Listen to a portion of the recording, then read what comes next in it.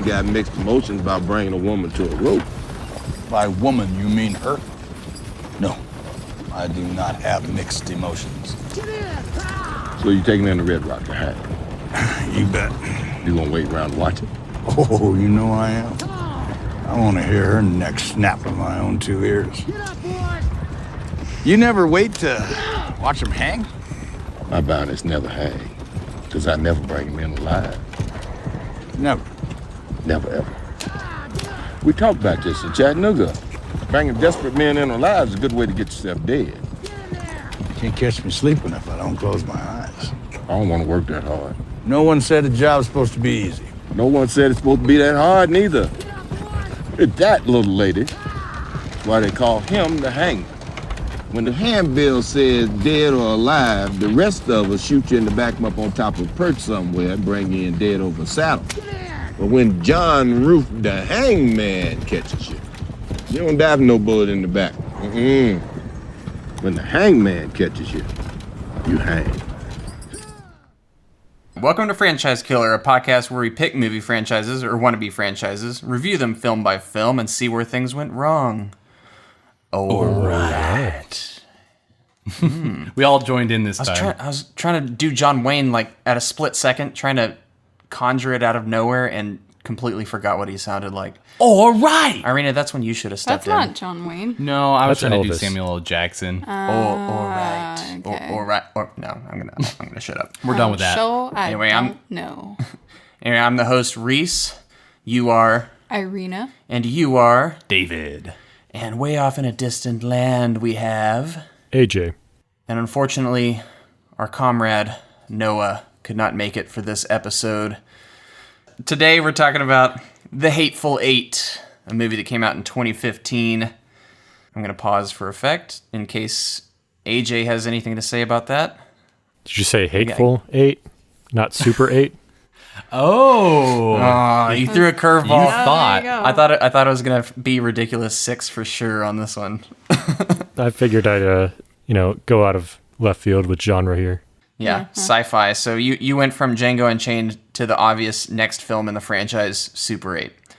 Hey, they both they're both passionately about an old style of filming. So That's true. there you go. Yeah, okay. And they both have 8 in the title. Yeah. Why are you brownie justifying him? See, look, you're coming around to AJ's thinking now. Yeah. The movie was directed by Quentin Tarantino, who also directed Reservoir Dogs, Pulp Fiction, Jackie Brown, Kill Bill Volume 1 and 2, Death Proof, Inglourious Bastards, Django Unchained, and Once Upon a Time in Hollywood. Need he say more? Yeah, so he's apparently at 9 films now, with Kill Bill and Kill Bill 2 being combined into one film, leaving one left for him to direct before he supposedly retires from directing. Does that seem like cheating to you? Like, it's almost like a sequel, and you justify it as being one movie so you can say it wasn't part of the 10? Yes and no, but I feel like you also have Death Proof, which is barely it's a full film, but a lot of people are kind of like, oh, it's like a half film with Grindhouse in a way. I know, that's kind of how I feel about it. So, I would say he's got one more solid, huge Tarantino production ahead of him. All right. I think it's still fair. He also invented Kill Bill as one, and I think studios chopped it up because it's been so long. Yeah. Yeah. So, before we get into this, what direction or what type of movie would you like Quentin Tarantino to finish out his directing career with? Do any of y'all have any kind of dream, like, oh, I wish he would do this? That's what's so hard. It's because that's a lot of pressure to put on a final film. Well, Quentin Tarantino has a very unique style that isn't bound to one genre or time period. So it could be anywhere. I wouldn't give him like a Star Wars or anything. I think he could do it. Which is weird because he was actually for a brief time writing a script and potentially directing the next Star Trek movie. Oh. Which was supposed to... This is real, even though it seems like something he would never do. Mm-hmm. It was apparently going to be an R-rated take on Star Trek.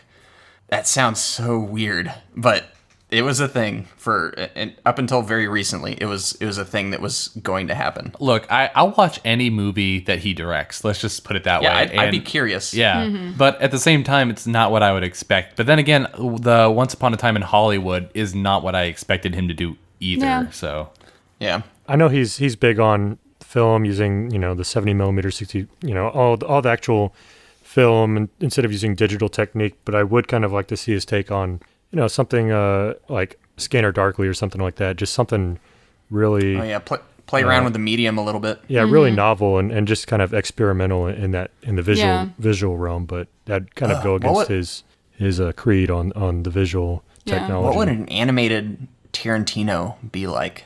That would be actually pretty interesting to see. What kind of animated do you think would suit him the best? Do you think it'd be stop motion? no, I think okay. This is completely separate, but imagine Tarantino and Wes Anderson making a movie together. Imagine a Wes Anderson movie, but with more blood and cursing. I can't see him ever collaborating with anyone that directly, though. Yeah, like Wes Anderson's so like twee, and and Quentin Tarantino's just in your face. Yeah. Blood. I think I could see him helping with a script, maybe, but I don't know. To me, every interview I hear with him, it's like he really needs his full stamp of approval, like his perspective on everything, Yeah. So I'm not saying it's possible, but can you imagine like if we had Grand Budapest Hotel where people were just shooting each other and blood is splattering everywhere? And I'd watch it. I just that. Well, then that you would said, have a Stanley Kubrick film. those two directors have such firm grasps on what they're doing. Like everything is exactly like as intended.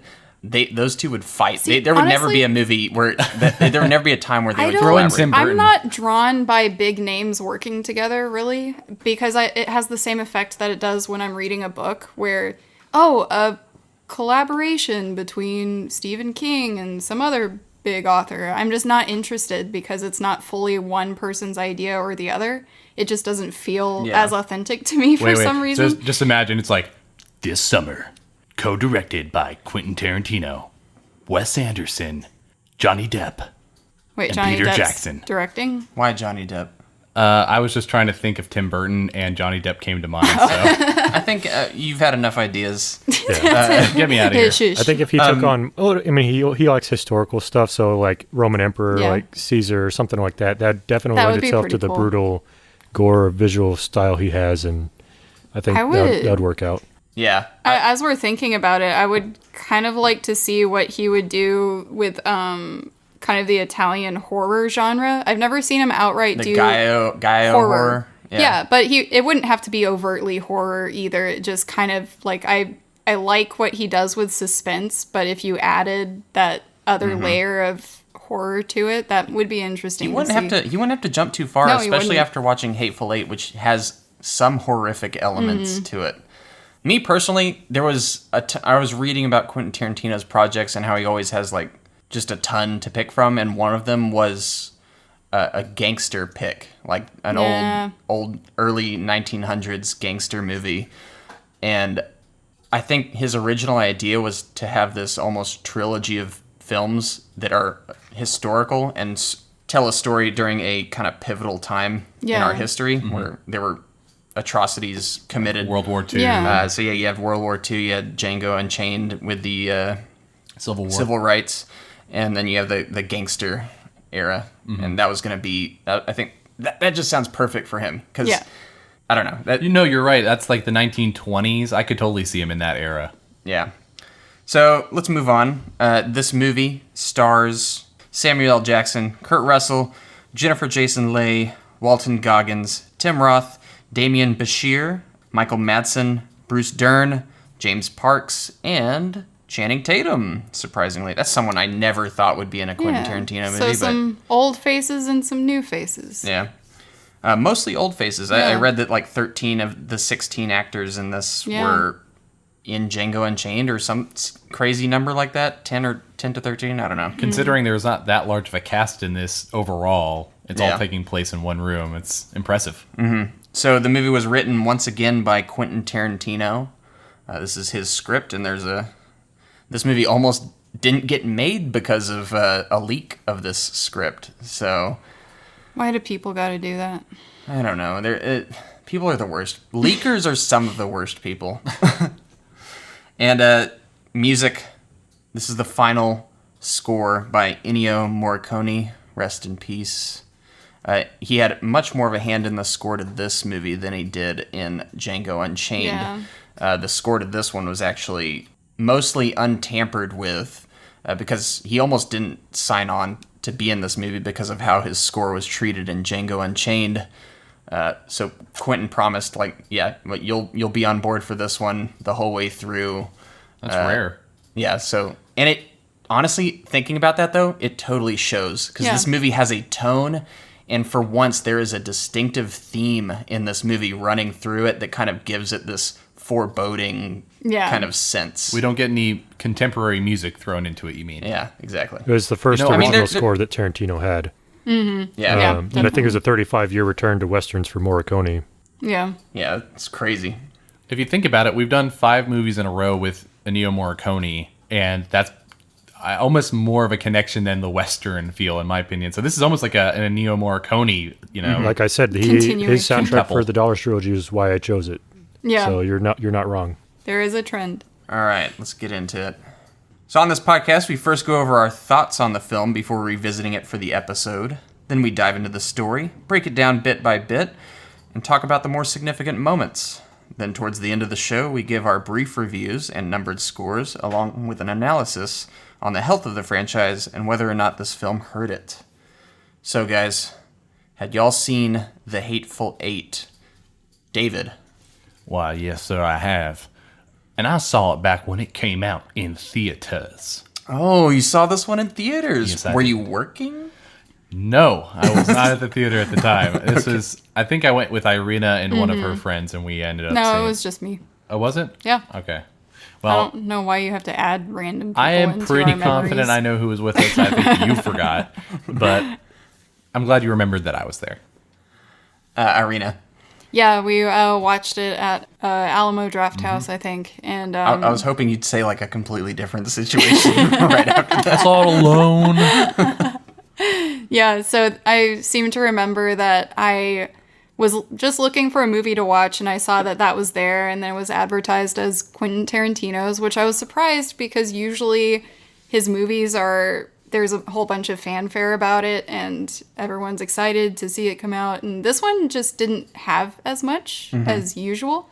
So I was interested, and I said, David, let's go watch it, and so we did. Didn't have to convince me much because I already like Tarantino. Because it kind of seemed like a yes and to Django Unchained, where it's like his first Western, and also he kind of wants to dwell in Westerns a little longer. How about you, AJ? So I saw this. I went over to a friend's place, and one of his friends brought over. I guess it was a stream because either the internet or the actual stream itself was messed up, so there's a lot of buffering and choppiness to it. So it wasn't a pleasant experience. Didn't stick through it. Then decided to go back and watch it again properly. So Yeah. All right. And this is one of the few Tarantino movies I didn't see in theaters after seeing, I believe, Death Proof first in theaters. How do you do that? I don't know. I can't explain why I am the way I am. People, like you'll see a movie 5 times in a row in theaters, but you can't see a Tarantino movie in theaters. And also, this was my first full viewing of this movie for this episode. I had not seen this movie all the way through until this episode. I had seen the first 45 minutes or so, and I must have fallen asleep or something because I remembered the end of this movie as well. But yeah, had not seen this movie all the way through. Totally glad we revisited it though, because I have thoughts. Are y'all ready to get into the story? I am. All right, let's play that trailer. This here is Daisy Domergue. She's wanted dead or alive for murder. When that sun comes out, I'm taking this woman to hang. Is there anybody here committed to stopping me from doing that? Well, well, well. Looks like Minnie's haberdashery is about to get cozy for the next few days. Yes, it does.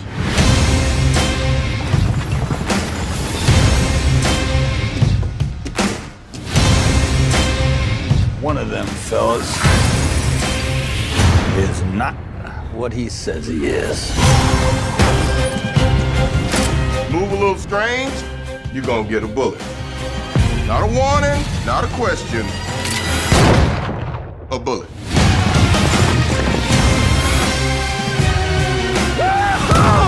Now we're talking.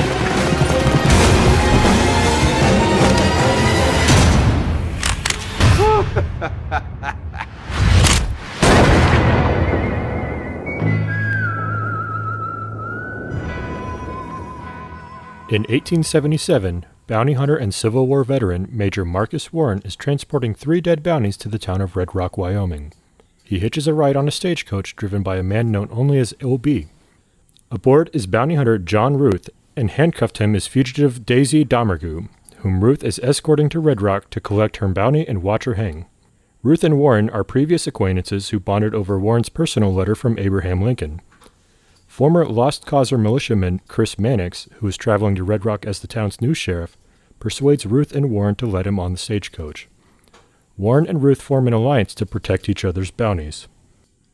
So, even before doing a little bit of research on this movie, I got vibes of The Thing from the opening on the snowy front. With Kurt where Russell. It's just kind of, Kurt Russell too, obviously, and just the ominous kind of music that honestly, some was recycled from the score of The Thing itself. It does give off that vibe, and it was really cool to see that there was a connection there. Yeah. I love how this movie opens, by the way. It's just such a slow shot of this...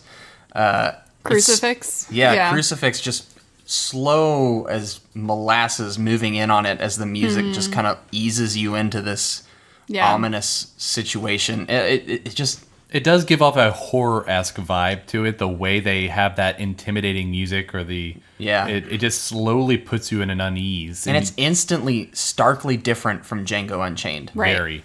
Which I'm so glad. I kind of went into this the first time thinking it would just be Django 1.5. I'd be okay with that too. I know, but I think it's refreshing that he decided to dip back into the Western well, but do something completely different. Well, both times he did Westerns, they're not traditional Westerns. He kind of took the Western atmosphere and decided to make a different movie around it almost. Yeah. How did y'all feel about the opening? I really like it. I think I remember the first time I watched it in theaters, and I love the sense of this movie that it is, yes, meant to make you feel uneasy, but I don't know if this makes any sense, but in a weird way, I kind of was able to just relax into it and enjoy the mood of it. And I feel that even from the beginning, that relaxation is caused by this sense that, oh, everything's gonna go to hell by the end, you know? Like, Quentin Tarantino films, and you usually know some rough stuff is gonna happen, but in this one, I'm just satisfied with knowing that this isn't going to end well, and I'm just excited to see how it happens. Yeah. So let's talk about our 3 main players at the beginning here. We have Jennifer Jason Leigh as Daisy Domergue, Kurt Russell as John the Hangman Ruth, and Samuel L. Jackson as Major Marquis Warren. I love Domergue so much. I think she is such a well-realized character, and I love that this actress got the ability to just be as disgusting as she possibly could. So she was just enjoyable to watch for me. The way she licks blood off her lips. Yep. You like that? Yep. Was snotting into the snow. No, she's totally comfortable with being as nasty as possible, and I love it. You don't see that very often. She does pass for a fugitive or, gang member. Yeah, and tell me Kurt Russell doesn't look like the perfect person for this movie. Yeah, they picked the perfect facial hair for him. Oh my god! Like, he's one of the few that can pull off that full-on, like, I don't even know what it's called. It's the handlebar mustache times that 10. connects to your sideburns. Yes. Yeah, it's perfect. There's a name for it, and I just can't even think of it. General sideburns. But yeah, I like Kurt Russell in this. I don't think he's like stretching way too far out of his comfort zone, but he is kind of doing that John Wayne thing. And honestly, in this type of role, I don't want him stretching too far out of that. He doesn't need to. And then we have Samuel L. Jackson, who I would say is the main character, or gets the most screen time, is kind of... Would you call him the main character? I know it's an ensemble cast, but I think... I would say that watching it, he didn't feel any more than a lot of the other people, but you're right, he did get more screen time. I love him in this as well. You don't see as many Samuel L. Jackson performances that take up the lion's share of the screen time. I feel like for the most part we've seen him as Nick Fury or various other kind of side roles that add flavor to movies these days. I'm not saying he hasn't had leading roles, but it's nice to see him get the majority of the screen time for once. Well, he's done so many movies with Tarantino now that he's just almost guaranteed a lead role. So yeah, he's been in most of them, I think, right? I think he's been in 6 or 7. So yeah, I really like this dynamic that's built up between these three characters. The Hangman is very confrontational of anyone who is trying to cross him, and he's instantly suspicious because he's got a number of bounties piled up. Or no, he's just got he's just got Dahmergu. It's just her. His thing is he sees them on their way to the Hangman's noose. He doesn't believe in killing his bounties. Yeah. So when he has that bounty, he's very aware of anyone who might be, getting up in his space. And I like this I don't know, mano a mano between him and Major Marquis Warren. It's just it's they have chemistry while also being at odds with one another. Mm-hmm. And you can kind of say that about all the characters in here, the way they're written together. Like even between Dahmergu and Ruth, they're just kind of a weird sort of amicable nature between them, yet at the same time incredibly confrontational, and they hate each other's guts. Yeah, it's a weird kind of dynamic. There's a couple of moments when Kurt Russell kind of lets his guard down with her. Yeah, and is like, "Oh, that's a lovely tune. Keep playing." Or in the Stagecoach, he does something too that's not as horrible. You mean he didn't break her teeth? When he didn't break her teeth, yeah. A lovely man. Yeah. Do y'all have any other comments on these three, this interaction here before Walton Goggins drops in on the scene? In this section, we get the Lincoln letter introduced, which makes a couple points in this movie. Yeah, I've seen this scene twice now, but from the moment he's holding that Lincoln letter in front of his face and you see her looking at it, you know she's going to mess it up. Oh, yeah. Well, I was worried. You're like, don't show that in front of her. I know. Yeah, it's a little too close to her. Of course, it doesn't really matter in the end, but it's really cool. He gave a treatment with the lighting where you have this glow coming in and reflect off the paper of the letter that just lends it this power. Yeah. Oh, yeah. And I think this is some of the best cinematography I've seen in a Quentin Tarantino movie. You brought up lighting, so same cinematographer that was on board for Django Unchained. His name's Robert Richardson. Yeah, and this movie looks beautiful. Yeah, I heard Irina was looking into Robert Richardson a little bit. Why are you just lined me up for that one? Let me just lob that over the paper. That was just an obvious transfer. Hey, Irina. Yeah, I did a little bit, just because I was curious, and he had been working with him for a few films. But I think another movie I didn't know he was involved in was Hugo, and I think he got an Oscar for that. That's another good looking film. But as I was learning about his style and the way he lights things, but then also watching an interview with Quentin Tarantino where they were talking about the way they work together and how they're basically always on the same wavelength. And usually when he's filming, Robert Richardson will frame a shot for other directors, but in Tarantino's case, he doesn't like to frame the shots. He likes Tarantino to do it because Tarantino does it in a very specific, unusual way. And so I just like their sort of friendship and the way they work together. So it seems like Robert Richardson has a lot of respect for what he does. Otherwise, he wouldn't keep coming back to these films. Wouldn't be the first person. A lot of people seem to have that. Yeah. Did he work with Tarantino before Django Unchained on anything, or was Django the first one? I think Django was the more prominent one. You might have to fact check that, but it seemed like when they were talking, he had been there for a few. You brought up framing the shot. You can definitely tell some influence of Leone on Tarantino in this, and him paying homage to that with the close-ups on the faces and drawing out a couple things. So this movie felt a little. Actually, I take that back. I do think Django did kind of have more of that Leone feel for me, but this one certainly does, as you said, do some of those camera tricks like were in that the Dollars trilogy. Yeah. So let's move on to Walton Goggins. Let me say before we do this, maybe you can just insert it earlier, but apparently Richardson worked on 6 movies with Tarantino, including Kill Bill 1 and 2. Oh, that's right. Inglourious Bastards, Django Unchained, Hateful Eight, and Once Upon a Time in Hollywood. Yeah. Wow, so almost all of his films. A lot of them, yeah. They That's work crazy. really well together. All right. Yeah, I guess they just know each other. They have this just a working relationship where it's like, I know what you want, you know what I want. Let's get this thing done. Yeah. Okay, let's talk about Walton Goggins. What did y'all think of his character?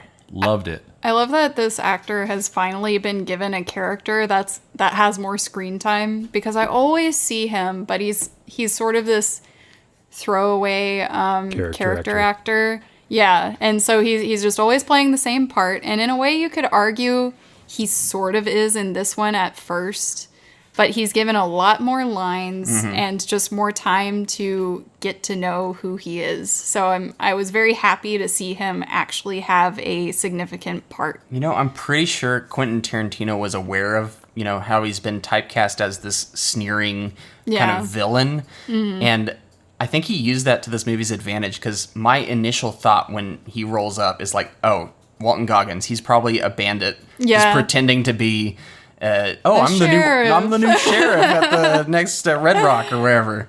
But it's so refreshing to see Walton Goggins play a good character, and he's just hilarious in all of the best ways. I love Walton Goggins in this, and I still think people are sleeping on him even today. Like I know. I have yet to see him in another kind of huge lead performance. He's on TV shows and stuff, but no, give this guy some more work. He's amazing. Like they continued to do the same thing after this, where he's still the sneering villain. Like you have the Tomb Raider remake. This is back to typical. Yep, Walton Goggins. He's a bad guy. Don't like him. Not Snivelly bad guy. very 3-dimensional. No. Yeah, man, that interaction was perfect when he's trying to convince him to let him on the stagecoach. Yeah. I like Obi all that is the stuff. only really true good character in this, I think. That we know of. Except for some of the people that get brutally murdered. Oh, yeah. That we learn about. They don't count. Yeah. All right. I guess we can move on with the story. the group seeks refuge from a blizzard at Minnie's Haberdashery, a stagecoach lodge, whose front door happens to have a broken lock. They are greeted by Bob, a Mexican, who says the owner Minnie is away visiting her mother, which leaves Warren suspicious. The other lodgers are Oswaldo Mowbray, Red Rock's new hangman, Joe Gage, a quiet cowboy traveling home to visit his mother, and Sanford Smithers, a former Confederate general traveling to put his late son to rest. Protective of his pending bounty, Ruth disarms all but Warren. Warren inadvertently kicks a jelly bean on the floor between the slats and then notices one of Minnie's jelly bean jars is missing from a shelf. I got the sense that Quentin Tarantino found the word haberdashery in a dictionary and was like, I like that word. I'm gonna have pure everyone style say choice. Yeah. Minnie's haberdashery. Yeah. Other than that, were y'all suspicious of this haberdashery when they first roll up on that place, or did you get the sense that it was what it was and it was business as usual? I think they were wanting you to feel like it was because, I mean, just the music when they arrived, the angle of which they shot it, it felt like something was going to happen the second they walked in to me. Yeah. I almost felt like it was kind of... I thought he concealed that pretty well until the jelly bean scene. Yeah. I thought... I wasn't overly suspicious at this point. I thought, more people are going to arrive to this place that make it... Oh, I was about to ask you why you thought that. I was like, well, they're all there. What do you expect? Something's going to happen. No, obviously eventually. something's going to happen. But I didn't get the sense that it had been overtaken by bandits. Yeah. Yeah. And it's just it's slowly unveiling a mystery in a sense where you don't know exactly what the mystery is, but you can feel that it's there. And you're just waiting to see how it happens or what chain of events creates basically a bloody scene, because you know that's the ending. You know there's going to be something at the end where everything just, kind of hits the fan. Yeah. But when you enter, you're just like, all right, here it is, but I don't know how we're going to get there yet. So Yeah. It keeps you off. No, go ahead. Go ahead, finish. I was just saying something that he does very well with this is there are several characters, 8 to be exact, I guess, but he kind of gives them to you in bite-sized chunks as you're coming into the story, because imagine if you just came into the haberdashery with all these characters at once. There would be this sort of awkward trying to figure out who all these people are and then solidifying them in your mind individually. But the stagecoach and the conversation, you get to a point where you recognize these 4, and then you come to the haberdashery where there are 4 more, and you slowly get to figure out who all these people are. So Yeah. It's so perfectly set up though when as I'm watching it again, where it totally makes sense now why they have Hangman be this extra cautious guy and immediately start taking people's weapons away. Yeah. Because otherwise the whole premise of this kind of falls apart, because we learn later that half of these guys pretty much are there to get Daisy Domergue or intercept her and take her away from the Hangman. So this is smart script writing, in my opinion. What it does well is it really keeps you off balance, just on the edge. We come from the opening shots with all the snow, the blizzard. We are with the character, we feel cold, and you see all the shots of the distance of the outhouse and the stables and everything being so far away. The wind's whipping up. I mean, I think they shot on location in Telluride, Colorado. I mean, all the snow is beautiful and everything. So we're looking forward to this refuge, the warm hearth of the haberdashery. Yeah. And then we get there and something's not quite right. We've got this mixed bag of characters. Everyone's kind of different. No one really fits in. Everyone's this kind of unique individual. We've got the broken door. So everything's always just kind of pushing you along. You're not really comfortable. Yeah. A lot of it actually reminds me of a little bit of Knives Out with the ensemble cast with big characters that are all very individualistic and kind of the mystery whodunit kind of feeling as well. But like Irina was saying, I actually think this, even though this movie is longer than Knives Out, I think it draws you into its mystery a little bit better by doling out that information at a nice spaced out amount of time, so you don't get too many characters in there at once. They all kind of, file in, let you know who they are in a natural way. Where in Knives Out, I felt like, and I'm not going to spoil it for people that haven't seen it, but at Knives Out, there's just this huge dump at the beginning of like going from character to character to character, just like riot acting all of this information that it was almost too much, even though I do really like that movie. This one, like I was never confused about who is who. Yeah, exactly. And they're also distinct in a way. It's very much a whodunit, especially that's the comparison I get with that and Knives Out. So you have these characters, and you have to build their character development for you to understand their connection to the story, so you can figure it out yourself. Or at least that's what they want you to try to do. I think the cool thing about that is you do feel like it's a whodunit, but you still don't know what was done yet. You know, like you get that sense, but you still don't know what the question is. Yeah, you don't even. He wants you to not even think this is a murder mystery or anything yet until somebody he reveals did it later something. on. Yeah, somebody did something. We're gonna figure it out, but we have no idea. Where's the poop? Now I will say I am not suspicious when I see a random piece of food on the floor. Yeah. But other than that, little jelly bean. It's like, oh, here's a chip on the floor. Well, I mean, someone's been murdered. I don't think that was exactly what they said. Wasn't it also because they knew the haberdashery and they knew they had jelly beans and it just didn't fit? Yeah, I don't know. You're right. It is. When I say it out loud, it sounds like a stretch. Yeah. That said, I think Samuel Jackson's character, what is I'm Major Marquis Warren. Marquis. What was I doing? They say he Marquis, says, but it's Marquis. Yeah. Okay, yeah, Warren. When he notices that jelly bean, he's more just like, yeah, that's kind of out of place. But I think he kind of shrugs it off at that moment. My impression of his No, go ahead. It's just AJ. a little foreshadowing of him, losing his beans to the slats between the floorboards. Something dangerous is down there, and Yeah. Losing his beans. Nice. yeah. Yeah, it's I think his character kind of gives me the impression that he's hyper aware of everything, but he's not going to reveal his cards yet, Because if he just starts making accusations, that could go bad real fast, and he doesn't know the entirety of the story yet. So, but since he's familiar with this place, that's why he's just keeping track of everything that's wrong or off. Yeah. So let's do before we move on in the plot, a quick rundown of all the characters we meet. So we've got Tim Roth as Oswaldo Mowbray. Excellent. Yeah. I like Michael his Madsen performance is. a lot. I do too. Oh yeah, me too. He's the best of the spoilers, the bandits. Yeah. In my opinion. We also got Michael Madsen, who looks evil from the start. Who else? Bruce Dern, who's kind of just chilling out in a chair. The old man. Yeah. Should we introduce Channing Tatum, or are we going to save that for when he actually We're gonna comes save in? that. We're gonna save gotta that for when that. one. So when it came to Michael Madsen, did he not just feel like he fit with this? I don't know. Like, I think I knew him from Reservoir Dogs first, and I hated him in that movie in the best possible way. It's just the character. Oh yeah. And very similarly in this. What I love is that usually I'm so used to Tarantino giving people all these monologues, and in a way he kind of does.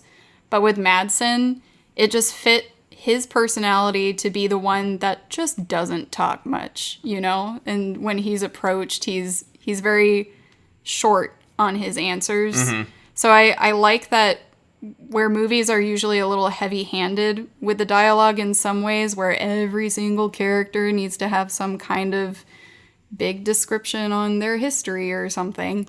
He doesn't. He's just kind of, I'm going to see my mother. Mm-hmm.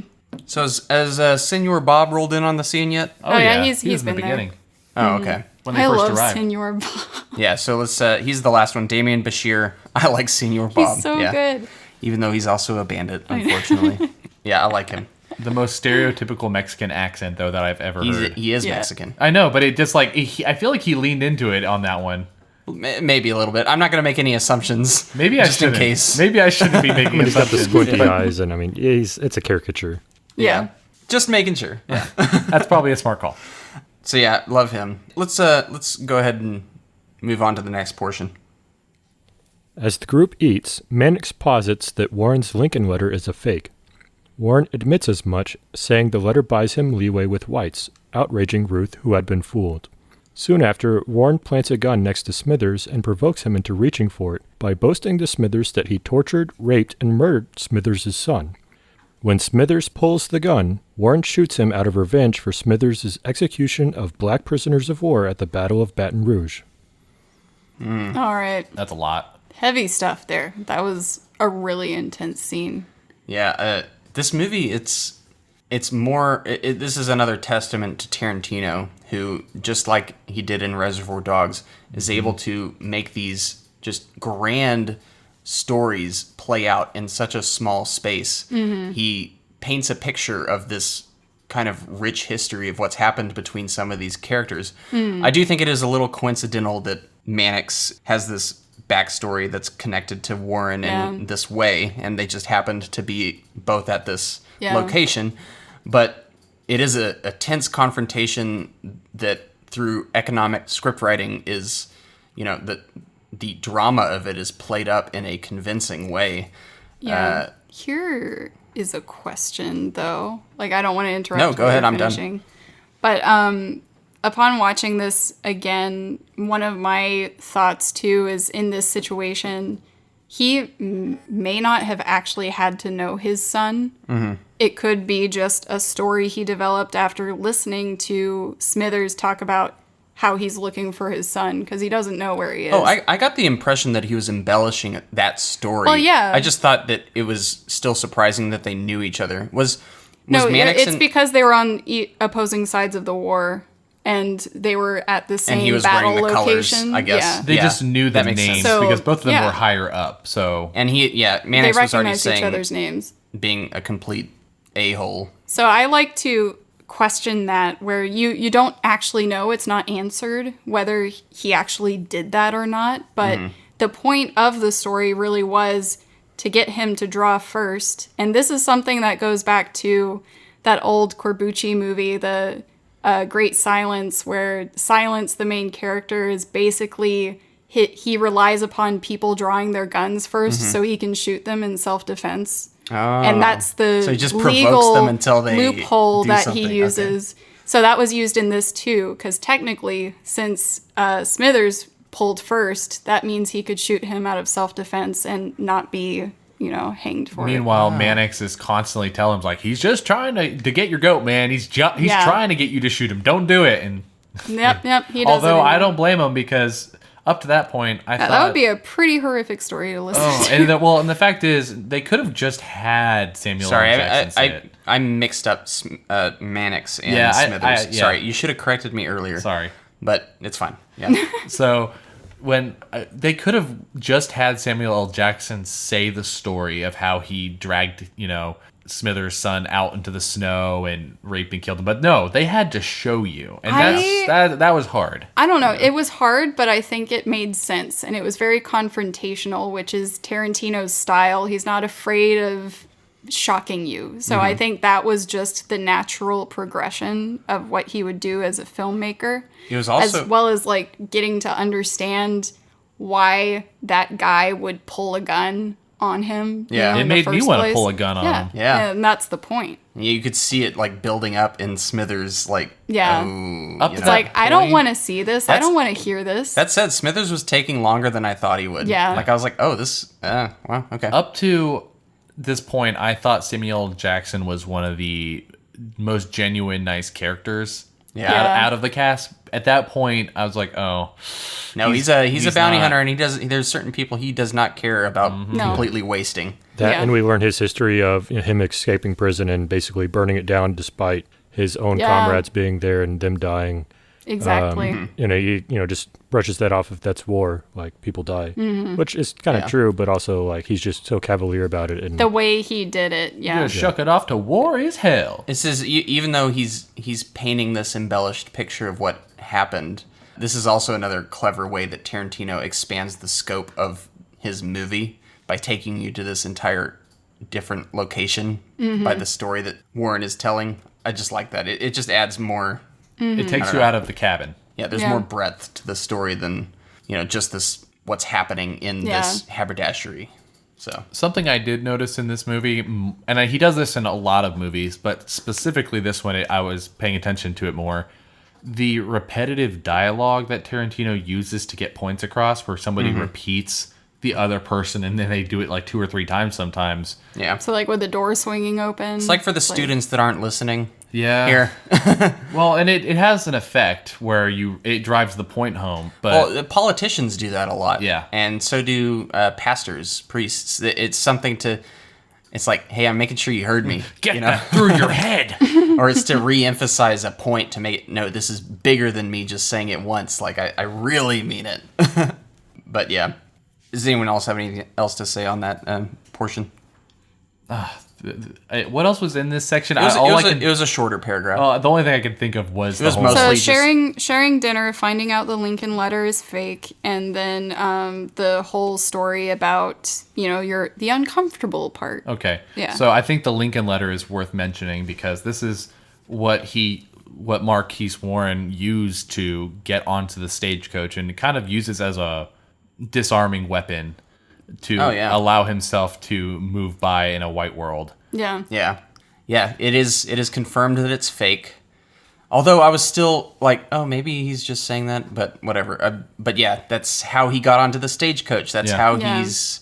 I still would have, gone with the story. I would have too. I'm surprised. Yeah, I would still, maintain that it was real if I still wanted to get by with certain people, still be on the hangman's good side. So I think we should also specify, just for people, what the Lincoln letter is. I don't know if we actually specifically talked about it, but it was a letter that he claimed that he had a correspondence with Abraham Lincoln, and that was a letter that Abraham Lincoln wrote to him as a friend. As if they were pen pals. Yeah. yeah, So- and Which ironically, is the practically friends. less intelligent Mannix is the one that points out to Ruth, who we saw in the beginning is overly cautious, overly skeptical of everybody, disarms them, holds them interrogates them before letting them in the coach and all that stuff. And that's why he's so enraged that trick worked on him. It shows that that's the person it's intended for. And it really shows that this guy really thought a lot of himself, and he's got his own code of the hangman and that kind of thing. And yet he's brought down by something that's obviously such a huge scam that is picked up immediately by Mannix. Yeah. It makes me sad. Mannix is just so... Yeah, you're right. He's just unassuming on the surface, but actually, he can put things together pretty quickly. Yeah, the cogs are moving. Yeah. All right, let's continue that story. While everyone is distracted by the confrontation, someone poisons the brewing coffee. Ruth and O.B. drink it, killing O.B. The dying Ruth attacks Daisy in desperation, but she kills him with his own gun. Warren disarms Daisy, leaving her shackled to Ruth's corpse, and holds the others at gunpoint. He is joined by Mannix, whom Warren trusts because he nearly drank the poisoned coffee himself. After discovering that the chair usually occupied by frequent lodger Sweet Dave is stained with blood and claiming that Mexican-hating Minnie would never leave the haberdashery in the care of one, Warren deduces that Bob is an imposter who killed the lodge owners and executes him. When Warren threatens to execute Daisy next, Gage admits that he poisoned the coffee. A man hiding in the cellar suddenly shoots Warren from below. Mowbray draws a concealed gun and shoots Mannix, who returns fire, mortally wounding Mowbray. And this movie lost a whole half point because of the Quentin Tarantino narration at the beginning of this sequence. So pulled jarring. me right out of it. Yeah, it was so jarring. This is the first movie that doesn't feel quite as Tarantino as some of his others. It has a different vibe to it. And he put like something in this movie that would be in your typical Tarantino movie. Yeah. And it just kind of, you said it just completely breaks. I was pulled out of the movie instantly. In a way, though, it's not Tarantino, but it is. It's kind of a recurring criticism I have of him. And it's better in some movies, worse in other ones. This movie in particular, I find fault with it, notably, is Tarantino is masterful at creating a scene and crafting that specific moment. He's not so great at interlinking those scenes together with the connective tissue and fleshing out the plot and their narrative structure and flow. And that's the main fault that I find with this movie personally, is each individual scene is great. We see the performances of these stars and really feel these powerful characters, but then, as things move along, it sometimes just slogs along and sometimes doesn't really, it just abruptly changes. And then we have this random narration in the third person, and it's just overall structure for flow is really off for me. Yeah. I was watching it though, and the flow's a little off. I mean, it's in chapters, so at least it's like, okay, from each chapter, a little bit of time has progressed, and developments have happened. Yeah. That chapter, in my opinion, is all that this movie needed. It didn't need the added narration, because it's pretty obvious to see what's happening. He narrated obvious things. It wasn't things that you couldn't figure out. Yeah. Like you see the drip in the coffee, you see people comment on the fact that the coffee's poisoned. That alone, you don't need the narration. Like, someone's poisoned the coffee, and that's why the Mannix drops the coffee. I didn't need Quentin Tarantino narrating it to tell me that, someone poisoned the coffee. Yeah. Because it's all there already. The only thing that I feel like he needed to say was that Daisy saw them poison the coffee. And even then, you could have had it where you did see her. Yeah, I think it was just a weird stylistic flourish that he wanted to add to it. Yeah. And I would have been okay if he did this at the beginning of every chapter, just so it's balanced, even though I don't particularly like the narration. But it's only here, and then he comes in slightly later to say, for 2 seconds, to say something else. It would have been better, like you said, if he does it consistently through the entire movie, and if they spin it as he's an involved narrator, and maybe that this is the narration from below, from the cellar, and then we finally see him revealed in the end. We see that outsider's perspective kind of just commenting on a couple things going on, and then we have that twist, and even then the twist is more impactful, because for me, this twist of the revelation of the guy in the cellar, it was just oh wow, okay, that's random, he got shot, but it didn't really hit me in the gut. Like, I don't know. Yeah. That was me personally. How do y'all feel? Do you feel like this twist was effective? Well, before you go there, how cool would it have been if this was that portion was narrated by Channing Tatum? Yeah. Exactly. That's what I was going for. Is he's the involved narrator? Yeah. He's the one that's hiding in the cellar. Yeah. Yeah. And you're like, who's this guy? And it's like this guy you never knew was in the movie, and now he's narrating this one portion. It could be kind of interesting. Anyway, go ahead and answer AJ's question. The twist. I really like the twist, and I normally don't like this when this happens, where everything rewinds and then we have to go back to square one and see how all the pieces were set up. But in this case, having not known that there was a whole different cast of people at this haberdashery beforehand was an interesting little side quest. Like, not even side quest, just like backspace to like revealing of information. In a way, interesting. It just didn't kinda, have weight, in my opinion. Yeah, it's something where I feel like in this movie he was almost going back to his beginning in a weird way, where it's sort of Reservoir Dogs, where there's a bunch of people cooped up in one place, and then it's a little bit Pulp Fiction, where he's kind of rewinding, telling a different part of the story, but the timeline is a little mixed because, you know, just for the sake of telling a story. I think Pulp Fiction was a little more tailored than this one is. I did like the twist, and I liked being able to see how the pieces fell beforehand, but I do remember being in the theater, and it was jarring having him narrate, and I even tried to look up if there was an explanation for why he did it, but nobody ever asked him. Like, nobody asked him why he decided to narrate from what I could find, and I was really struggling to try and find him saying why he was inspired to do that. And I think the only explanations I could possibly make is that, like you said, he's doing his own kind of artistic flourish here, where he's just kind of putting his stamp in there somewhere, because he usually does. Or because this was first released as kind of a roadshow experience, because those movies, when they were released, had kind of a intermission moment. So maybe in the intermission, when all the audience gets back, he has that explanation, kind of presenting the scene, sort of like an opera would or a play would. And that's the only explanation. It doesn't transfer very well in this film format. And like you said, it would probably be good if it had started that way. Yeah. But I do think this is a weak point. It's something that you feel like you need to investigate a little to try and figure out the reasoning for. I think some of the best stuff in this movie is happening during this point. Honestly, I'm just more bothered by just how it's presented. Yeah. Yeah. Another reason it could be jarring is because this started originally as he was just trying to write a novel, basically. So he kind of wanted to... I'll explain how this started from Django, where he liked the story of Django to continue as like little novels, but he was going to let that be made by someone else. But then he realized he loved the character too much and didn't want to relinquish that to anyone. So he decided, I'll just write it myself. And then he started developing this story, and like we've mentioned before, Django didn't fit because he was too good, and he created too much of a moral compass This for is the Hateful the Eight. audience, or the people reading it. And so he took Django out, kept all the other characters, and sort of was just kind of building it.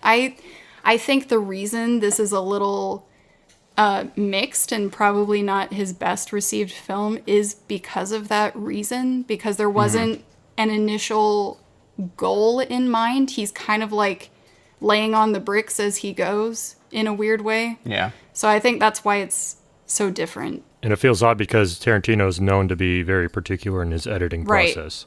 Exactly. Yeah. It almost feels like it checked the box of, we all know that Tarantino has a cameo in every one of his movies. And it's like this one just like, I forgot to do a cameo. Let's narrate this part. I'll narrate this part. So how do we feel about we talked about the twist, but how do we feel about when everything just completely devolves into chaos? OB gets killed. His face gets blown off. And that was OB, right? Yeah. Well, no. That was the Bob Remember? No. Oh yeah, you're right. Yeah. No. So Obi No, yeah, first yeah. of Obi vomiting. died from Yeah. the poison, and Yeah. Bob got his face blown off. Yeah. This side comment real quick on this. I think this is his most violent movie. Maybe it's all because it's contained in one space and you're just seeing it like Yeah. all out. But for me, I was like, wow, that was violent. I mean, you had Kill Bill, and you also had very violent scenes in Inglourious Bastards. I think he had a lot of, but you're right. I think it's the fact that it's enclosed in a space. Yeah. One of the things that I don't know, like, it's just the whole justification for shooting Bob.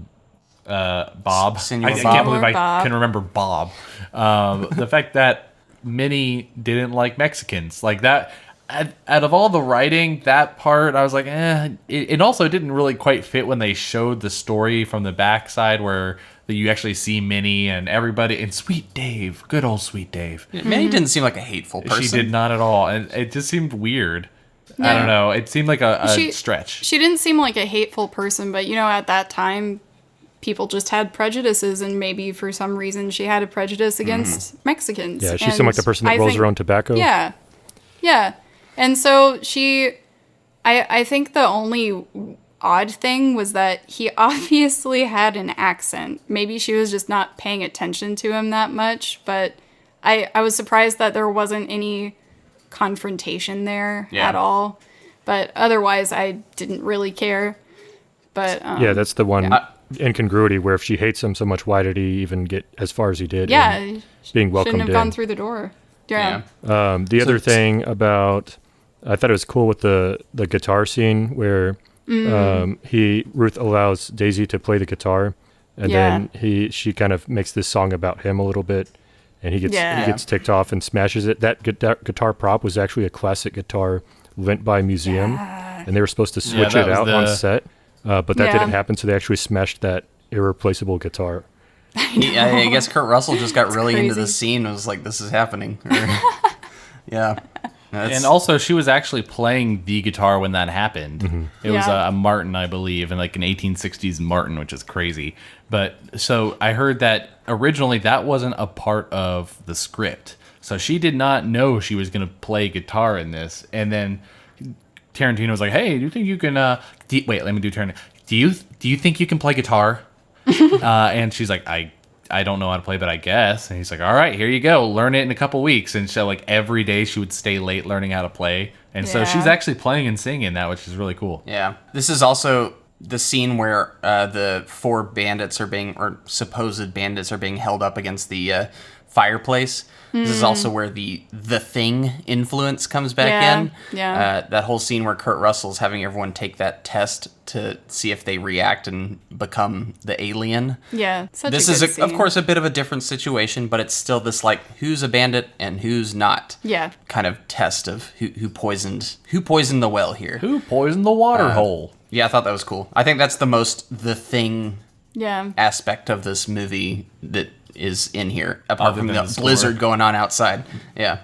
I just love Mannix's character so much, and it's like just so much of his lines made me laugh, and I usually, this is what I enjoy about Tarantino films with their characters, is that he has these very serious, very intelligent ones, as well as like that a little bit of that comic relief, but not so overdone that it's ridiculous, but Yeah. just Mannix's hatred of Gage for just some inexplicable reason. He just does not like that guy. And then we get that awesome line where he's like, and if it goes to the ugliest person, it goes to you, Joe Gage. I don't think you got that line right. Not quite. never- You, I you think got that you was got the you line. got the gist of it. It's interesting. We saw when we were, with the whole suspense of the poisoned coffee, Obi just busts out, but then we see Ruth about to take a sip of his cup sitting next to Daisy, and Daisy's trying to like nudge him like, don't do it, and he just tells her to shut up. It's interesting that she's got this still concern of the captor that's leading her to her death, which all these characters are still complex enough where, back to the title of the movie, they're all hateful. And that's, I think, the theme of the movie is all these people are hateful, and mankind just has hatred for whatever reason or another. But, I guess there's a little bit of silver lining and whatever inconsistencies in that way.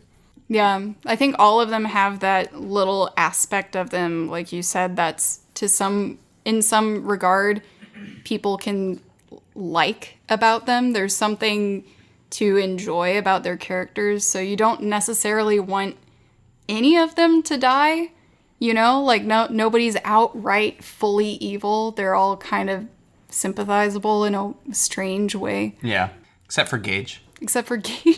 He's just ugly. That ugly son of a gun. I don't know. There's a lot of them where I guess they do show a sympathetic side, but I hated Domergue. I was ready for her to die. Dude, I wasn't. Sympathize. I like her. Great actress.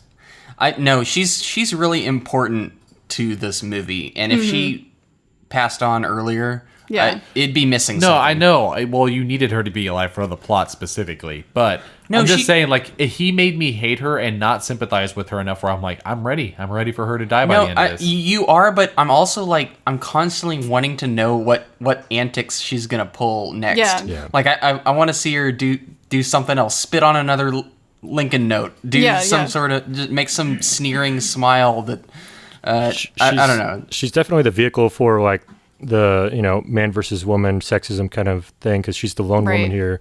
She's literally beat up the entire movie. She's got the black eye and the bloody nose like the whole movie long.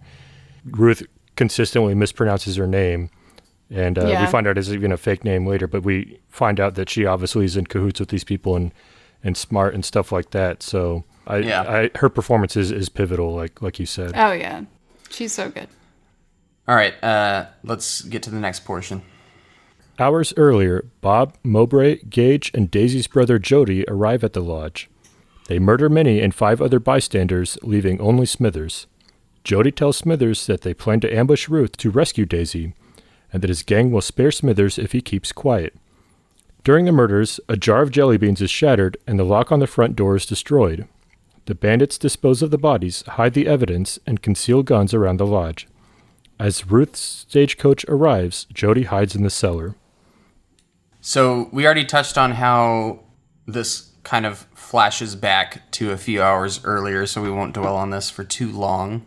But how did you feel about this setup? Do these characters line up with the ones that we meet at the beginning when we first encounter them in the haberdashery? Or for me, there was like a slight, like they seemed, I don't know, like people this evil wouldn't be able to act this warm and welcoming, but maybe I'm completely wrong. Especially with Tim Roth's character, who, I completely agree with you. I feel like, this cruel gang, like if their intention is to rescue Daisy, this whole charade is completely unnecessary. Like they just ambushed the people coming in as they come in the door. It's bloody, bloodbath. Like that's the end of it. Especially as they're, coming in from the storm and already caught unawares. Like this whole charade of, oh, I'm the hangman, or I'm the visiting my mother, like each playing their own part. It builds the story, but the story's nonsensical. Yeah.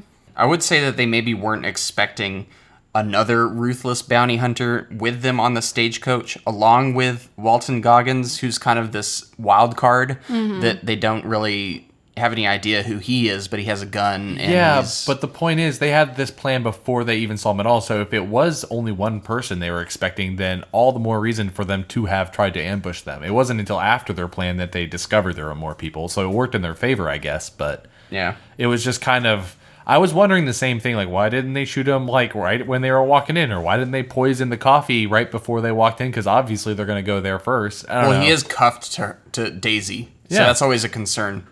Well, I know, but like they could have done all sorts of things, but it was this long drawn out story, which is cool. Like, it's fun to watch, but it is kind of like when you break it down. You have to also consider that this is the hangman, so he's known for capturing these people and taking them to hang, which means up till this moment, he's been pretty successful, and he does this alone. So I'm assuming this speaks to his capabilities. So they probably thought, we can take on one guy, but then there are a couple other unknowns now. So can we take on this one ruthless guy along with these other people? We don't know their skill level or their alliance right now. So I can see how there would be that hesitation. Yeah. But I think Warren was the big, Warren's here too. Warren's here. He's another bounty hunter. So I think that I've never usually had a criticism with casting on Tarantino's part, but I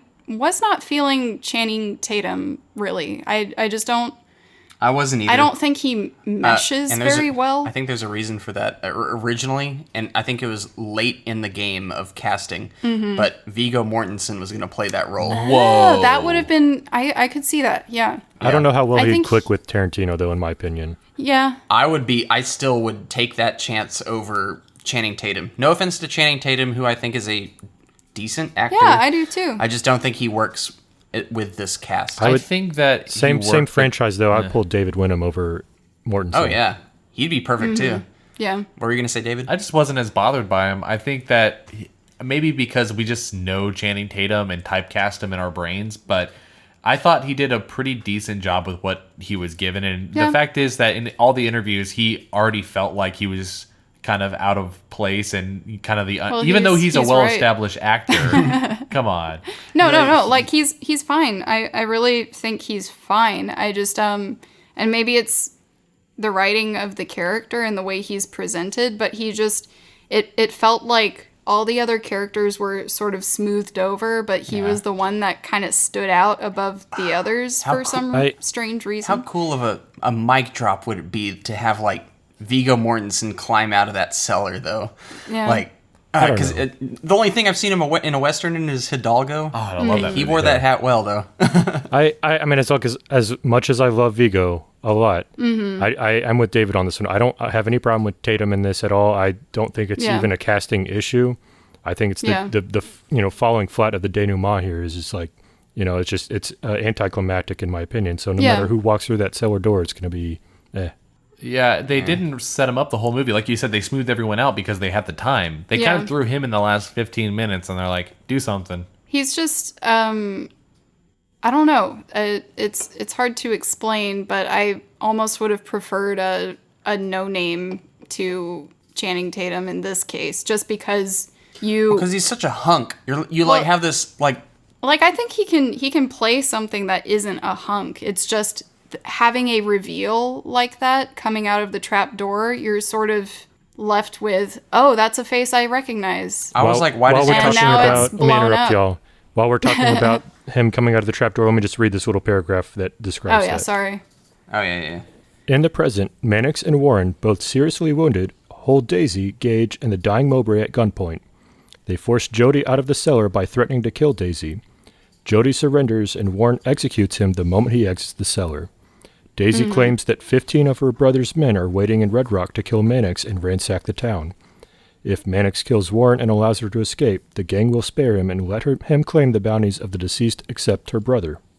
Jody is quickly ushered out of the movie just as soon as he's introduced. I do love that shot where in any other movie this would not happen, but we get the shot of his brains being completely blown out right on Daisy's face. And her look of shock. Yeah. Something about seeing a villain in shock is really satisfying for some reason. I don't know what it is. She's still tied to Ruth's arm, basically. Yeah. She's so horrible, and the fact is, earlier we just see all of them kill innocent people so quickly without even hesitating. But then she's like, he was surrendering. Why would you shoot him? Like, why would you ever question that? Well, that's why I think this is so satisfying too, is because this whole time she's had an incredible poker face, you know, and then in that moment, the armor it's is completely gone. shattered, and now she's desperate. Yeah. I think it's probably good that he wasn't in there as long. Or who knows, maybe if he was there longer, I would have accepted him more into his character. But I don't know. It's strange. I did like the kind of quick justice that happens where you're usually used to people monologuing before they kill someone, or someone dies. I was also doing like the mental math of like when you notice how many of the bad guys are killed and how many of the good guys are killed, you're like, how's this going to play out math-wise? And in my head, I was like, oh, the bandits are going to win this movie. Just because of how it was going, I started to get that vibe that Daisy was going to get away with it. Yeah. You know? But it didn't happen that way. The Tarantino movie. Yeah. Where are we at now? Oh, the whole Mannix, Warren, Daisy kind of brokering Standoff, deals, face-off. trying to... On the bedposts and all that stuff. Or Yeah. Yeah, what'd y'all being think of all this? Laid back, injured. I never got the sense that, and this is a testament to Goggins' acting, like you got the sense that he was trying to convince Daisy that he might be in on her deal. Yeah. But also telling the audience that I'm not going to take it. Yeah. Yeah. You know, like not for 1 second did I think he was going to take the deal. I think he was just kind of taunting her a little bit, giving her this little sense of hope, Yeah. dragging out this scenario just a little bit longer, just to say no and disappoint her. Deal. Yeah. I think my favorite line delivery is just him going, "All right, Yeah. bitch." Y'all said, That I was think, one of the best. oddly enough, Goggins is the highlight of this movie for me. You know, He the more I is. think back on it, his performance, his character. Yeah. Oh, I'm so glad he was in this. He Yeah. deserved it. And Sorry, go ahead. just the whole setup there at the end with Warren on the bed, him passing out comically, I guess, falling over and not acting conscious, and then Daisy going for the gun. They added the right amount of tension, but I still wasn't convinced that she was going to get away with anything. I don't know. I just didn't feel it the same I mean, way. you knew I she think was lying through her teeth about the gang being in town. I mean, whether it was true or not, like, she's in desperation mode trying to say whatever to save herself. Yeah. She would never follow up with her end of the bargain of you get the rewards and let you live and that kind of thing. So, Yeah. Yeah. The ending I had playing out in my head is that everyone would just die, and the last shot would be her like wandering through the snow pulling this arm. Like that was like oh, that would be very kind of a Tarantino-ish thing to see, but obviously didn't happen, and I'm glad it didn't happen because I Yeah. actually loved the ending to this Yeah, it was movie. great. Let's finish up the story. As Daisy and Mowbray taunt Warren, Warren shoots them both, killing Mowbray. Gage draws a hidden revolver but is shot dead by both Mannix and Warren. Warren then tries to shoot Daisy, but he is out of bullets. Mannix calls Daisy's bluff and rejects her offer, but faints from blood loss. Daisy hacks off Ruth's handcuffed arm and frees herself. As she reaches for Gage's gun, Mannix regains consciousness, shooting her. Warren persuades Mannix to hang her from the rafters inside the lodge in honor of Ruth. Afterward, as the two men lie dying, Mannix reads aloud Warren's forged Lincoln letter, complimenting its detail. So obviously we've talked about the first portion of this paragraph. So let's fast forward to where Daisy hacks off the handcuffed arm, frees herself, and reaches for Gage's gun, and then they capture her and hang her. Yeah. What'd y'all think of all this? I love the just insanity of it all, and where you finally the way this movie goes is just from the beginning everyone's trying to hold on to as much as they can, but then it reaches a moment where desperation hits and they can't preserve everything they wanted to in the beginning, so now they're just kind of grasping at straws to see who gets on top. But just the hacking of the arm and then the crawling through the blood and everything, and then it is a hanging horror her house. in the Like end, just all and this insanity unleashed. people just bleeding completely. out, and the music really does heighten this sense of Especially when they're both pulling back the Craze, rope, yes. and they're like they have these insane looks in their eyes, Yes. and she's choking. It sounds terrible as I'm saying it's it. very that's so satisfying watch them That's hang what's that so woman. interesting about Thanks. his style of gore, or just violence in general, is there- that I never walk away from it thinking, "Oh, that was horrible." I'm more sitting there laughing No, it's because very- it's very so splattery. ridiculous. Yeah, so it's and I think it is a form of comedy, and I don't think he would argue with that. You're supposed to find it humorous, but so I really liked this point where everything just kind of falls apart. Yeah, it's a complete. Just all the cards are on the table, and it's just run for that gun. Yep. Hang the person. Do anything to much. get out of this situation. Even though we're doesn't dying matter. We're all anyway. dying. Like, yeah. Just watching her kick at the end, you're just like, Yep. So yeah, the movie ends pretty much there. Am I missing anything? I feel like there's a scene that I'm missing at the end, but all I remember is just the hanging and then kind of sharing the letter, and then it ends. I enjoyed that moment. I like the camaraderie at the end. Especially since at the beginning they were the first to show kind of like we were on sort of opposing ends of this war, and now in their final moments they have sort of a moment of kind of accepting one another. Yeah, I do like the complimenting of the letter. He's like, That's "Oh, a nice touch. That's a nice touch. Yeah. And then in my opinion, I still think Mannix can get out of this. He was, I think, Warren's toast, but I think Mannix could maybe. It's just a gut shot. Yeah, it's just a good. I think he can walk on out of there. He's bleeding out. Yep. Maybe. I mean, he passed out from blood loss earlier, so he's probably fine. Yeah, he's probably fine. I just want to believe that he survives. I know. I want him to get to Red Rock and become sheriff and then kill 15 bandits in the sequel. Yeah. That would be something. Yeah. I want that to be the true story, that there are 15 bandits waiting there and he makes his way and there's your sequel. Yeah, He there becomes you another go. legend. Yeah. He runs into Django there and they team up. Yeah, that's what I was going to Okay. say. Yeah. All right, so any closing words on the story before we go to the next portion of the podcast? I guess I'll just say this is a movie where it's very hard to talk about because even while we were going through it, we were jumping to more significant moments. Mm-hmm. And I think that's because this is so dialogue heavy and it's set in pretty much just one setting, very much like a play. And so it's very difficult to talk about it without being able to recall all of the conversations. You could definitely do a play on this. I hadn't even thought about that. When I was watching this, the first time I saw it, I was like, this is basically set up like a play. Yeah. That would be really cool. I had the same thought. Yeah, and then Tarantino actually in an interview was confirming that he had considered having it in play form, like considered showing it as a theater performance after the fact. And I was like, I would actually want to see that. I would have liked to see how this would translate on a set, like on stage. So Yeah, I just can't imagine the formats like you said, that he made a roadshow format for this, and there's an extended edition. The plot was a little sluggish for me overall, and I can't imagine seeing a longer version of it, honestly. yeah.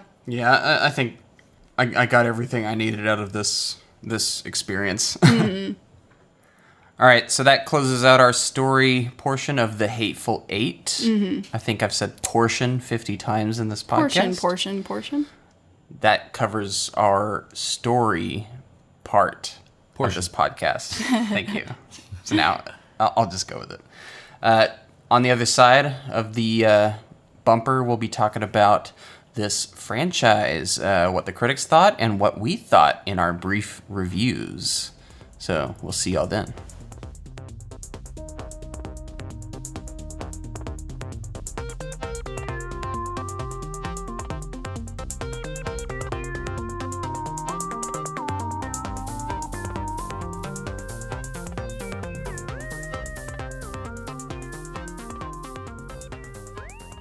Welcome back, guys. Ready to talk about the Hateful Eight? Yeah. You have our scores in a little bowl over there. I almost forgot. I was like, what? You gonna pull them at random? See what we all thought of this movie. All right. Alrighty, let's see who's up first. Arena with an 8.5. So an 8.5 is nothing to sneeze at. Let me preface that by saying I think Tarantino is hard to score compared to other films and directors out there. You almost have to, I think I mentioned this in Django, you have to compare his work to his other works. So I think in this case, he gets a gold star for doing something different because it's very easy at this point in your career to kind of fall back on what you did well previously and what everyone likes about what you do well.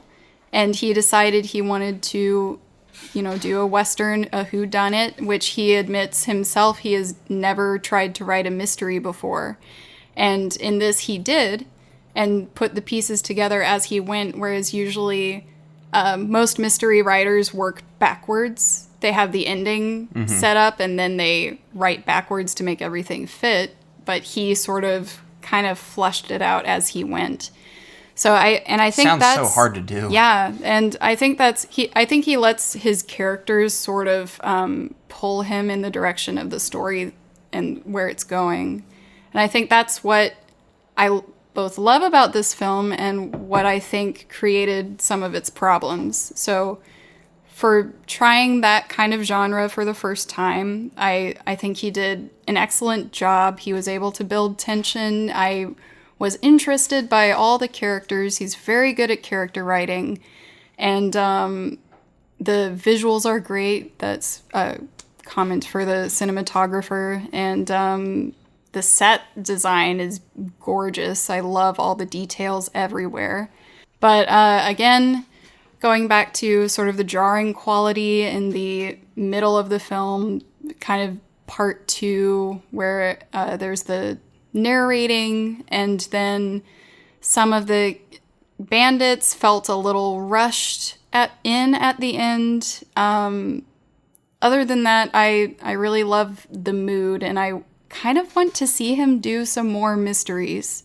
Like, I want him to exercise that muscle more, so that's my 8.5. All right. Fair enough.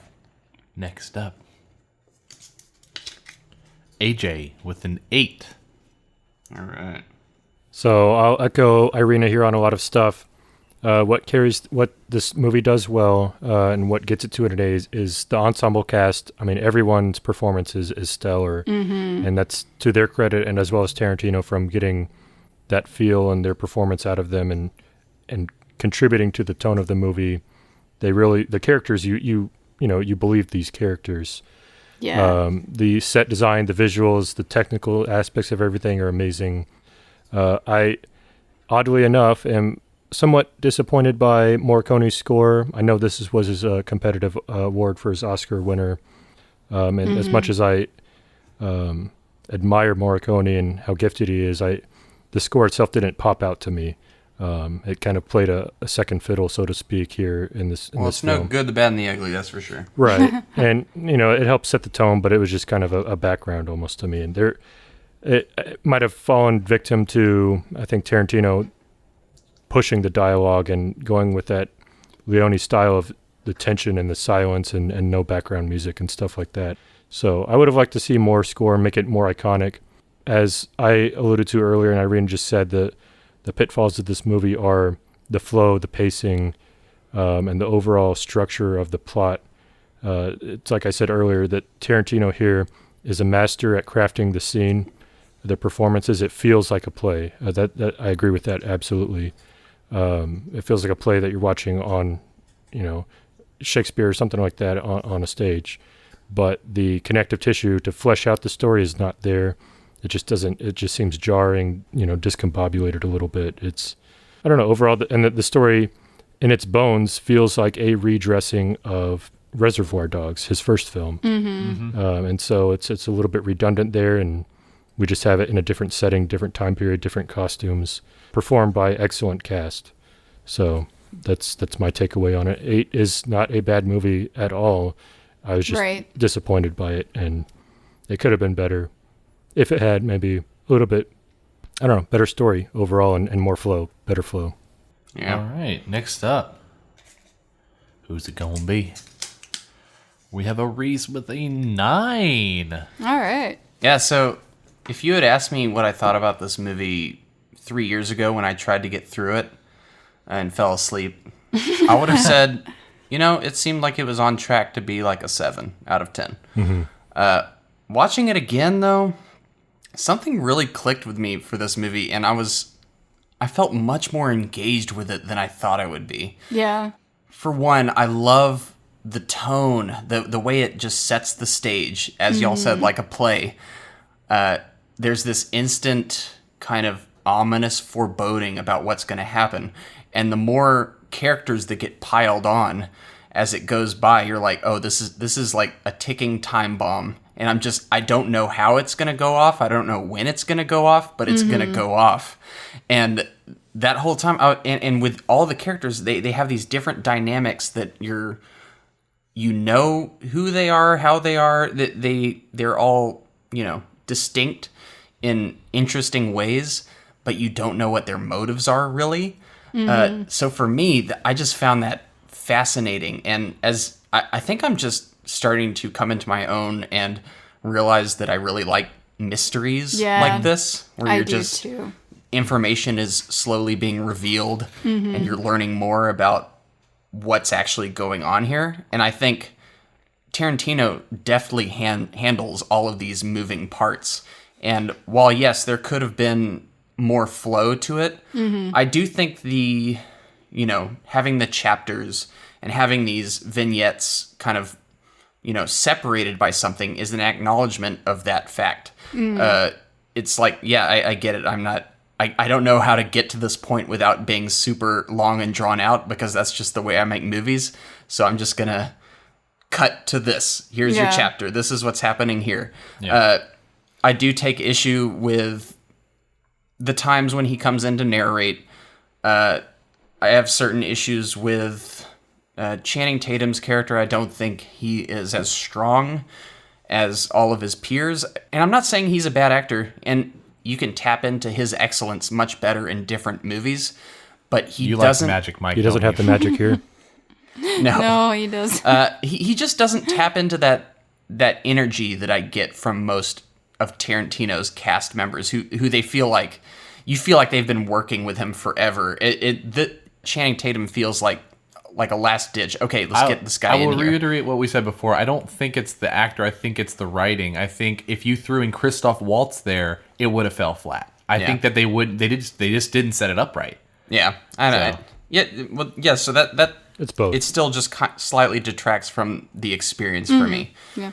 So apart from that, though, I was constantly surprised by things that happened. The movie is kind of insane in all of the right ways, while also still being cohesive.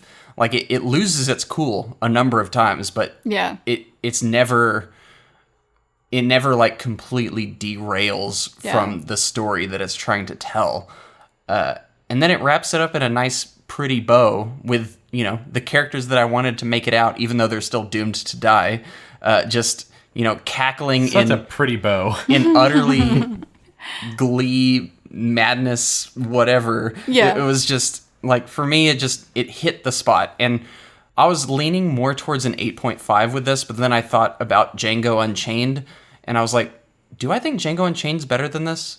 I know some people would say it is, but I actually think, in terms of how much I enjoyed my experience with this movie, I would almost say this is a more enjoyable experience. I think Django has more to say, but I think controversial. I know. Controversial. I think Django has more to say, but I was eating this up like catnip. Yeah. Just as I was watching, I was like, how did he do that? It is a magic trick. This is a almost 3-hour movie. Takes place in one haberdashery in the middle of a blizzard, and he managed to. It feels epic, in a weird way. I don't know how he did it. I think it's really interesting that you mentioned that, because even though I found Tarantino's narrating jarring, it really speaks to his way of engaging the audience, because once that moment takes you out, but as soon as he stops talking, you immediately suck back in to what's going on. You're like, all right, that's forgotten now. I'm just focusing and he on recovers. this right now. He recovers the ball. I guess. Maybe I was just half in the first place. I mean,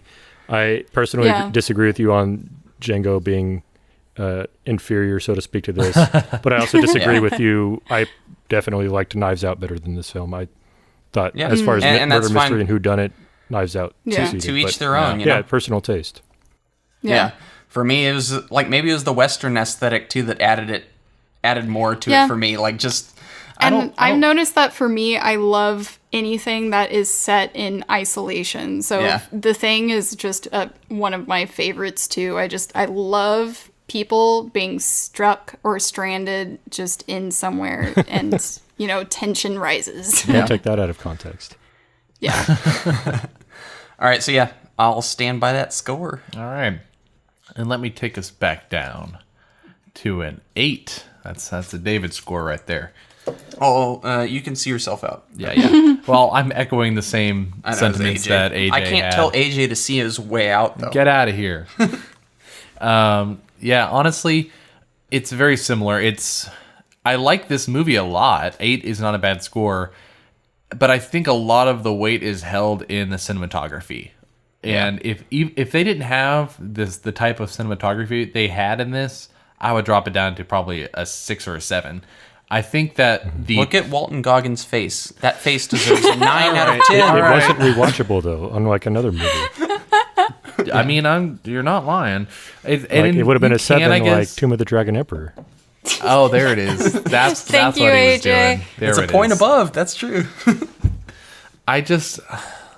This kind of movie doesn't scratch the same itch, and I can't fault anyone for doing that. I guess in any Tarantino movie, like Irina said, you have to judge it against its peers.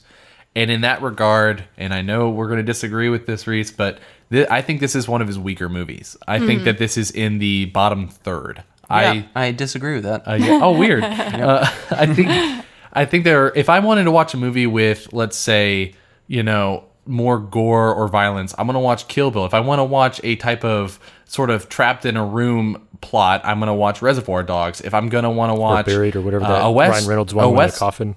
Exactly. If I want to watch a Western, though, I'll watch Django. Do you want to hear a statement that will most likely get me canceled from the universe? Please. I think this movie's better than Reservoir Dogs. Send your hate letters to Reese Sorry. at Franchise Killer. I'm sorry. Reservoir Dogs is a masterpiece. But this is and- Reservoir Dogs 2.0. Exactly, yeah, in Western times and less character development. But that's all right. I my can see sport. where Reese is coming from. I No, like AJ, you're Reservoir on my Dogs, side. but I think it was maybe novel at the time, and I don't know. I won't get into Yeah. this is David's review. Yeah. The whole point is that I think that this has elements that are better in different aspects of his other movies. So they all come together in a fun way, and I love the cinematography, and it's a fun watch. It does slog a little bit, and I think they could have edited a little bit better on the pacing. But overall, an 8. It's good. It's a great movie, honestly. But I couldn't give it more. Hey, Can your opinion. Can I make an addendum? So Sure. if you've listened to other podcasts or other episodes of our podcast, you know that I'm a sucker for symbolism. This movie, we didn't mention any of it, even though it is peppered with it. The Yes. door, the letter, the coffee, the stew, like all the snow outside, interior, exterior.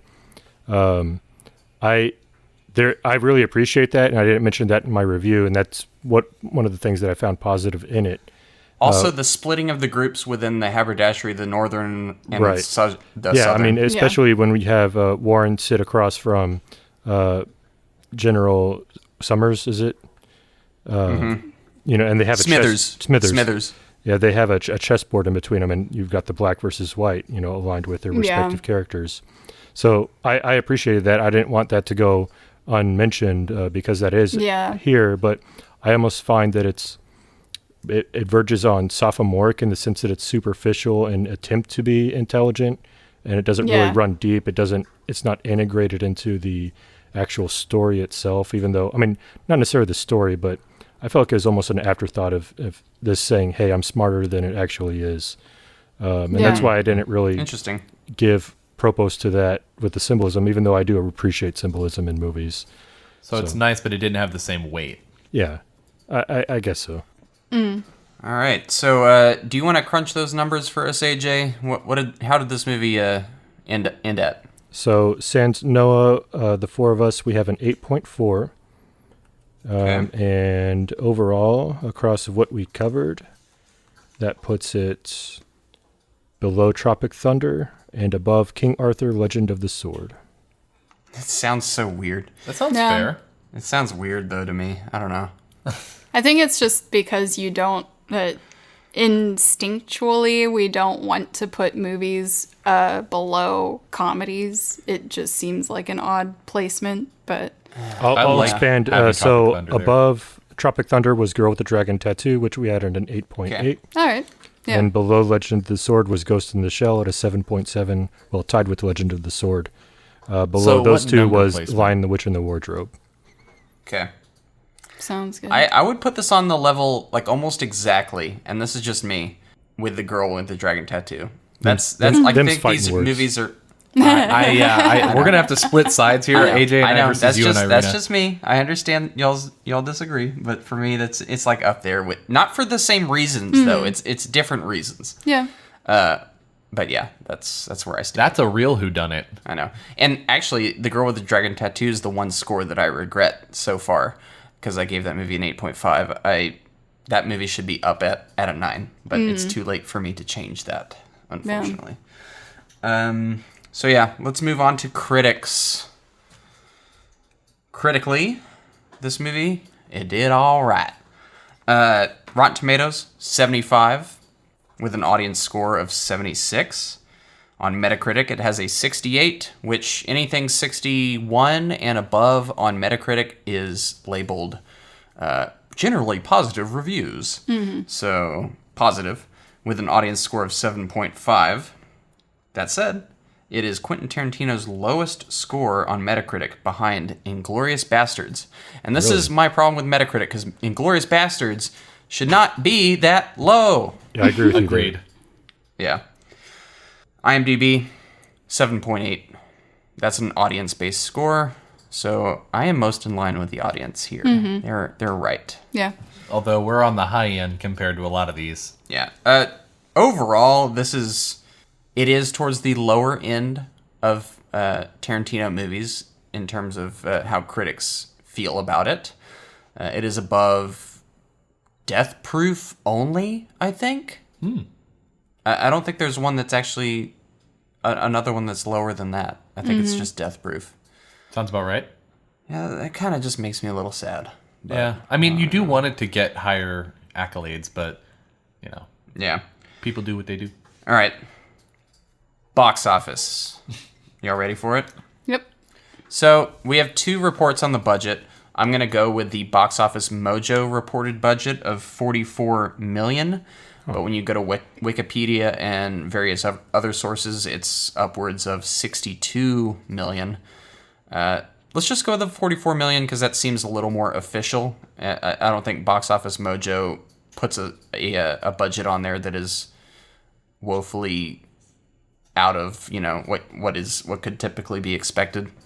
So, $44 million. What do you guys think? How much did Hateful Eight do at the box office worldwide? And this movie released around Christmas time, just like Django Unchained. Django Unchained was a massive hit during the holidays.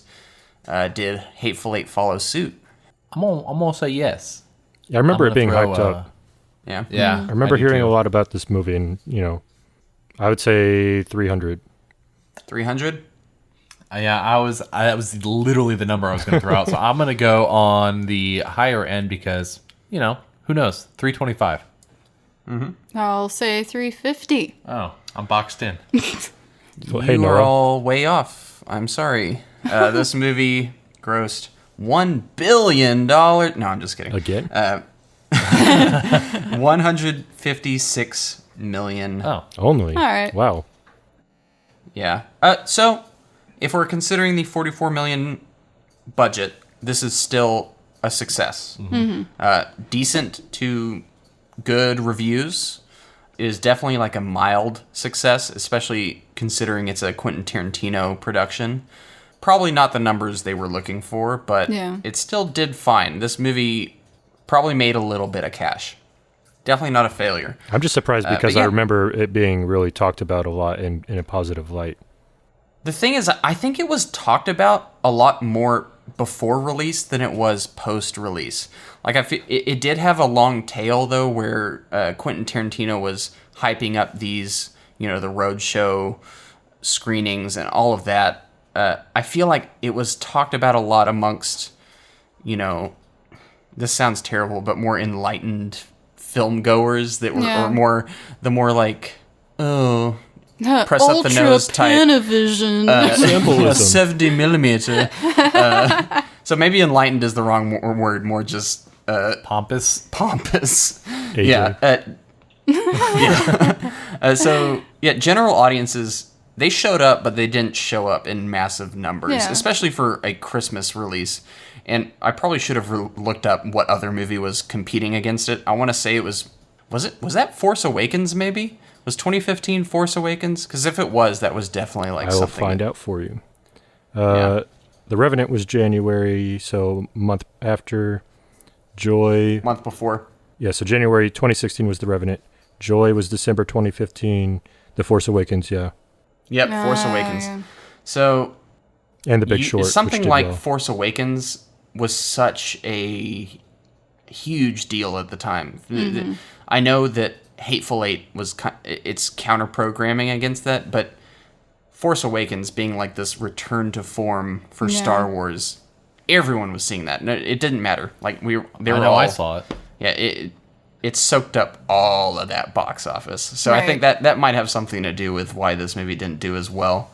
But still, it's still a slightly disappointing outcome for a movie that was still, in the end, probably profitable, even though I don't have the official, statement on whether or not it did acceptable business.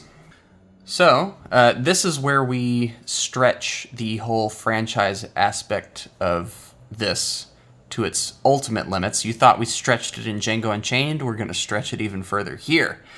This movie was originally titled in the script phase as Django in White Hell until, and we talked about this originally, Django was too good. He was too pure. Yeah, too pure to be a part of this franchise, so Quentin Tarantino wrote him out. So then we're left with the Hateful Eight script. So it's not even a sequel to Django Unchained. Why are we talking about it? Because we wanted to. Does this stand on its own? Does this go anywhere? I would want it to go somewhere, but I don't think so. Yeah, well, knowing Tarantino, it probably isn't. He doesn't really do sequels, and Kill Bill doesn't really count, so... The thing with Tarantino is I think he's open to the sequel idea, but he's never fully committed to it. He's never had the motivation. He wanted to do a sequel to Django with Zorro or something crazy like that. Kill Bill has a sequel. He's talked about doing 3. Kill Bill Volume 3, which who knows, maybe we'll talk about Kill Bill sometime. Mr. Pink escapes from L.A. Yeah. Mr. Pink referencing Reservoir Dogs? Yeah, and Kurt Russell escaped from L.A. Yeah. There you go. But yeah, I don't think we're ever getting any sort of sequel for Hateful Eight, and I don't think it was ever intended. Just because this movie completely stands alone and doesn't demand a follow-up at all. I would love to see a sequel with Walton Goggins' character, but that's not going to happen. No. That'd be cool, though. Wouldn't it? A Mannix movie? Yeah, I'd watch that. Just called Mannix. Vampire Hunter. Oh, it's about the Lincoln letter? Abraham That one was a Lincoln, stretch, Vampire Hunter. Yeah, no, I got you. That's our next film. So yeah, let's go. Let's talk about our honorable or dishonorable. This is the part where we judge whether or not this film ended on its own accord in a satisfying way, closed up all those storylines, or does this demand a sequel? And we've basically already drawn our conclusion here, so why are we doing it? We're doing it because we're doing it. Yep. Because we love making movies. No? Yeah, okay. All right. I'm going to say honorable. Honorable. Honorable. Yep. All in favor? AJ? Aye. All right, that's an honorable for the Hateful Eight. And do we bunch this with Django as a franchise or just completely keep them separate? Does it matter? It doesn't really matter. These are so loosely connected. They're not even connected. It's just... Whether we say yes or no, I don't think it's going to change much. They're connected by doesn't original intent, but then that morphed into a completely different story. Mm-hmm. All right. It's funny, we might do in the future another Tarantino film that could have been a franchise. Yeah? So What? Pulp Fiction. It's Yeah. one that I've had on my radar. He's wanted to do a prequel with a different cast because obviously Jackson and Travolta are a little bit older now, but Tarantino has come out saying he wanted to do a prequel and a sequel. Oh, another thing I read is that Tim Roth's character in this movie is supposed to be a relative of Michael Fassbender's character in Inglourious Bastards. I thought you were going to That say would have Magneto. been cool. No, that'd be funny though. But yeah, I do like the connections and the shared universe kind of stuff. It kind of reminds me of Pixar, how they just kind of, you could kind of connect all of these, but they're actually not connected. Yeah. But Yeah, it's like you like to speculate, and because it's not fully confirmed in anything, you can choose to believe that or not. But yeah. All right, that closes out our discussion on the Hateful Eight. Next week, we'll be talking about... Are you ready for it? I'm ready. Now You See Me. Oh no. I don't know. I just haven't seen it I got off before. the phone with Noah. That's what we're going with. Awesome. Okay. We're going with Now You See Me. So that's a 2-film franchise. That's one I never got around to. So Yeah, same. I'm excited. Yeah, so we'll do. I already know we have I'm some not gonna reveal what division we do after that. of opinions of that, so Okay. Yeah, there could be diverging opinions on this. It's gonna be for sure. fun. I'm excited. It's gonna Yeah. be weird. Like it's gonna be kind of like Whiplash, leaving the Western genre into I this still want to heisty continue movie. watching Yep. Western so this puts our films now. westerns riding off into the sunset. No. for now. Yeah, and oh man, I these miss it westerns, already. except for Cowboys and Aliens, my scores have been 9+. So I'm ready to. I'm not gonna say I'm gonna go in with my knives out. Hey, call back Hey. for Now You See Me, but I feel like I can safely say I will not give that movie a 9 out of 10. Reese, come on. Which movie? You never know. Let's see. All right. Which movie? It's called Wild Wild Camouflage. West. Oh yeah. No. Yeah. I gave that a 9.5. That's what I thought. Superb. Will Smith just default 9 and 9+ score. Yep. No.